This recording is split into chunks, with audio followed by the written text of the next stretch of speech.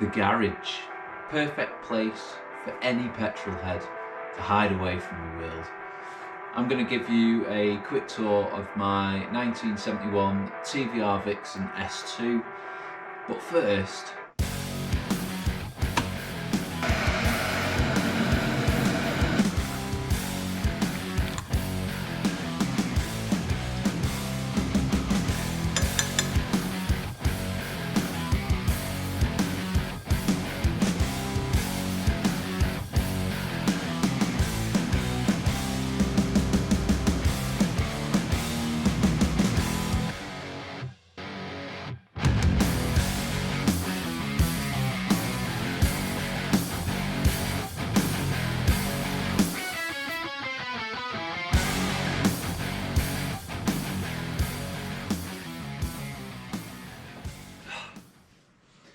I bought this car in basically boxes. It had been stripped down, taken off the road in about 1993. Ideal for me though really, because a lot of the time when you're converting a car to racing, you take a lot of bits off the car anyway. So already stripped down, it's a perfect start for me.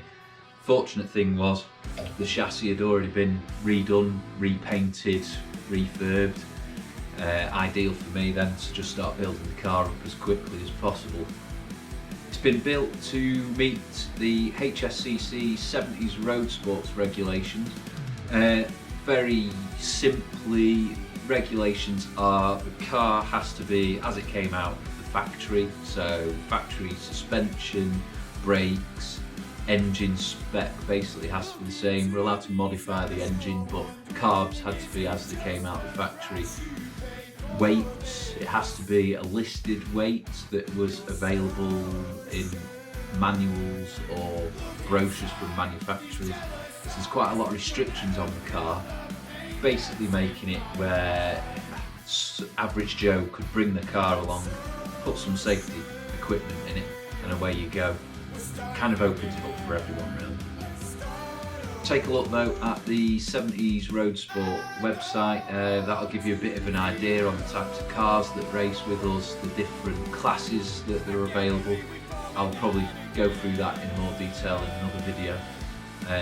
But yeah, check out that. It also lists the regulations so you can see exactly what you're allowed to do to the car. It's an ideal starting point for classic motorsport.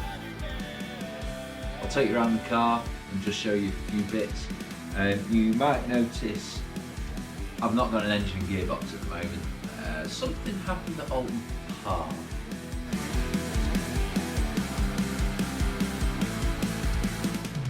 Hopefully getting the engine back soon, and I can get that in the car, start testing it, so that'll be another video for everyone to watch, I guess.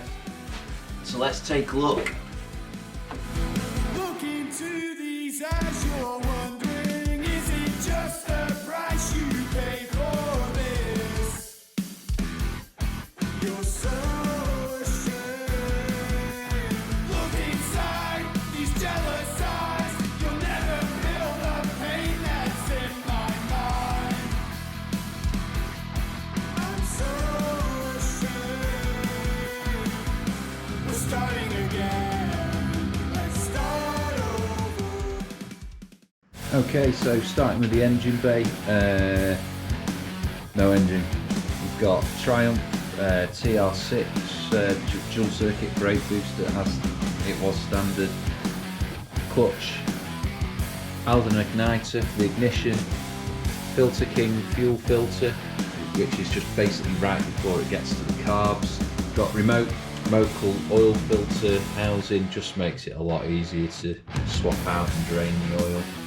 Mocal catch tank, 2 litre, basically regulations that it needs a 2 litre catch tank, and that's just mounted. I actually made this box because I was going to do a heater that blew through the original heater line, but since I've actually got a heated windscreen now, which is pretty cool. AH Fabrications dry sump. The sump sits really low on these cars, and for racing I didn't like the idea of that, and volleying it around the track. That actually is positioned in the footwell inside and then piped out in this nylon braided high pressure oil hose. and a Mocal oil cooler sat in front. Radiator's not in at the moment, but radiator's there from Revival Motorsport. Absolutely brilliant. They'll make anything you want. Just give them a pattern and they produce it. Cooling's amazing on that. I've also positioned a transponder right at the very front of the car, just in case you're neck and neck over the finish line. I want that as far forward as possible.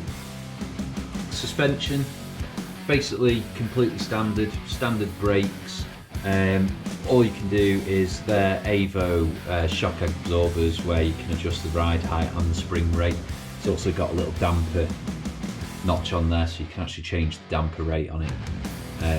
But that's really the only thing you can do on the suspension. Body shell is original, so original body, original doors.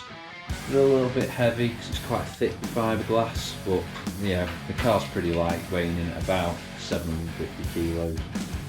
Wheels are just JBW wheels, sort of like a mini light replica, dead cheap, cheaper than the tyres actually, so absolute bargain for wheels like that.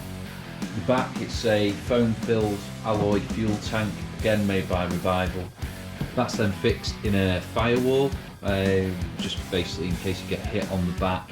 There's a top plates that actually screw onto there, so it's completely sealed off from the cabin.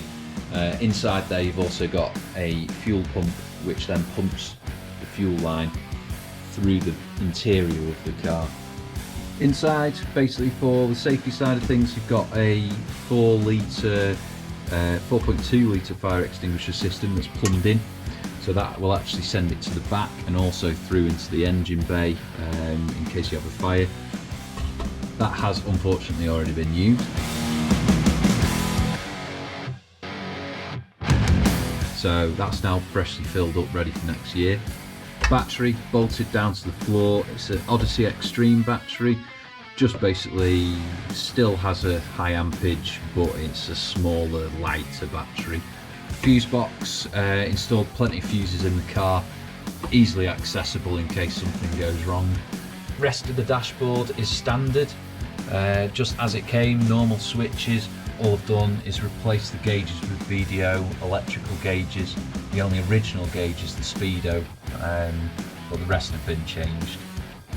And then you just have a extra panel that's got your electrical isolation switch, fire extinguisher pull, then radiator fan, fuel pump, and your rain light for regulations as well. Cobra Monaco Pro bucket seat. I might change that to a Tillet later down the line when we've got a few more pennies, but at the moment that sits just about okay for my height, and I'm 5'11".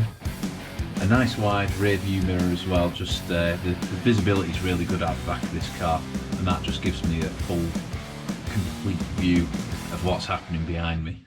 So that's my short garage tour. It's not a big garage, I'm stuck for space in here really, but you know, deal with it.